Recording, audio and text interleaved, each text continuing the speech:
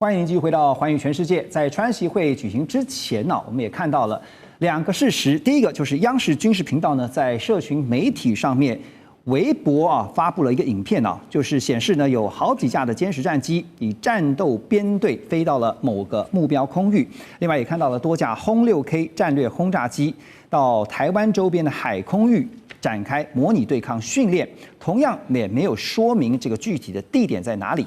路透社的报道就指出，轰6K 是可以搭载核武的战略轰炸机。另外一项事实呢，就是呢，川普在空军1号上他是告诉记者，因为那时候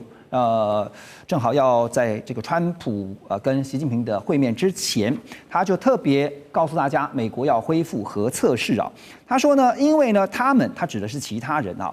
似乎全部都在进行核测试。那我们多年之前已经停止核测试，但是既然其他人都在做，我认为我们也应该跟进。好，所以呢，解放军这边派出了可以搭载核武的战略轰炸机，但是必须说并不是进行核测试。可是川普摆明的就是明示说，美国要恢复核测试。这种双方一来一往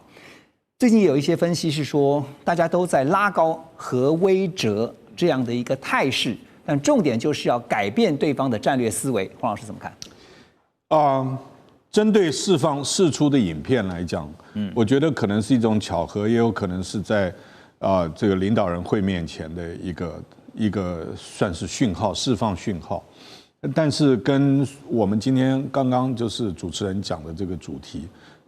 并没有直接的关系。我们今天谈的主题是更基础的、更根本、更结构的问题。是，第一个就是美国的核能量就是核战略的这种威慑的能量，受到了一些挑战。受到挑战包括3个，第一个就是俄罗斯在俄乌战争的时候曾经有威胁过，说要提升这个核的战备。对。那这个还是比较少的，比较大的是中国大陆解放军的火箭军的核弹头的数量以及发射井的建造数量的速度，让美国高度的警觉。换一句话说，中国大陆过去因为核弹头数量比较少，所以不首先使用核武，只具备第2级的报复能力。但是当你手上家伙多了以后，会不会改变你的核战略，变成首先使用？这个就变成是一个问号，它从被动变主动，对它的几率会增加。这2个变化，再加上第3个因素，就是美国的这个主要的核武包括陆基的洲际弹道飞弹，那个发射井都已经70多年了那它的维修费用很贵很贵。那长期以来，因为都没有使用嘛，所以在维护上面的花费，以及它过去的设备老旧，我们再想想看，那个50年前的电脑，就算有很好的电脑，你拿到现在跟现在高新技术来讲，你会觉得有很多必须要改进的地方。所以美国本来就有，川普是这一次讲，但是如果你有注意美国的政策说明的话，就包括副总统 J.D. Vance 也讲过，就是美国的整个核武力必须要有一个全新的计划，那个是分30年要花1.5兆美元去做的提升计划，本来就有。那这一次川普拿出来在飞机上这样讲，他当然有讯号、有新闻性，但是美国已经在着手在补齐这一块，就是这样补强这一块就是常听到一句话说，不用不知道，用了吓一跳这吓一跳可能不是最后吓一跳是说这个威力太强大，而是说哇，这个年久功能失效，所以这个部分要想办法补强，意思是这样。这个是很多核武方面还有科学家专家一直警告美国这些方面，因为如果回到30多年前，就是冷战结束的时候，然后后来波斯湾战争之后，那就是90年代有所谓的和平红利 （peace dividend）。对，就那个时候美国国防预算包含这个核武方面，就是真的是减少，然后后来。美国911被攻击，然后就进入这个防空 War on Terror 在中东打战20几年，所以主要的军事投资没有在核武这方面，也没有在海军那边。所以最近几年，美国也是在减船，海军那边也是在补充了。所以核武说实在过去30多年，它应该有得到的资源是没有得到了。那这个真的是很多专家一直警告美方。真的是要改进，但是所以川普认为该做的是真的是并不意外，完全不意外。可是川普此话一出的话，我们看到俄方已经先反应啊，说如果你要恢复核测试的话，那是不是代表大家都可以这么做呢？看他们自己决定，但是好像川普真的是讲得很认真了，而且这方面他真的是说了就算。我的意思是说，如果他这样交代，不管是美国战争部或者能源部一定会配合，所以如果川普真的要这样做的话，那2-3年之内一定会有测试。那其他的国家要跟进的话，是他们自己决定的。所以如果顺着这个逻辑的话，其他外界现在非常担心，就是会造成这种又像是冷战时的军备竞赛哈。蔡老师，我进一步请教你啊，因为现在看到日方的动作哈，就是海上自卫队呢，苍龙级的柴电前舰云龙号哈，在27号呢，他们是首度停靠驻日美军延国基地，然后呢进行后勤补给的训练啊，希望能够强化这个美日作业互通性，还有联战的能量、联合作战的这个能量。日经就报道说，防卫省在10月和三菱重工签署了一项250亿日元的建设版12式反舰飞弹增程改良型的量产合约，规划在2027年的财政年度要正式服役啊。那但是呢，这个改良型啊，就是12式的反舰飞弹增程改良型，这个自卫队的装备是已经开始服役了。他们现在是把原来的12式的这个反舰飞弹，大约只有200公里的射程，现在要增加它的射程到900公里左右。未来呢还要上看1500公里。那也特别强调它是逆中的，那无非就是希望能够降低它被侦测、被打击的这个几率哈。那未来呢会要负担这个包括日本远距打击装备的主力。就是希望能够提升它的核阻力啦，所以现在包括建设版、前射版的飞弹都强调说要延长打击距离哈，还强调说很难发现，逆中性很高，这个战略意图是非常的明显的哈。但是对于日方现在战略的想定是要封锁解放军图川第一岛链，有办法吗？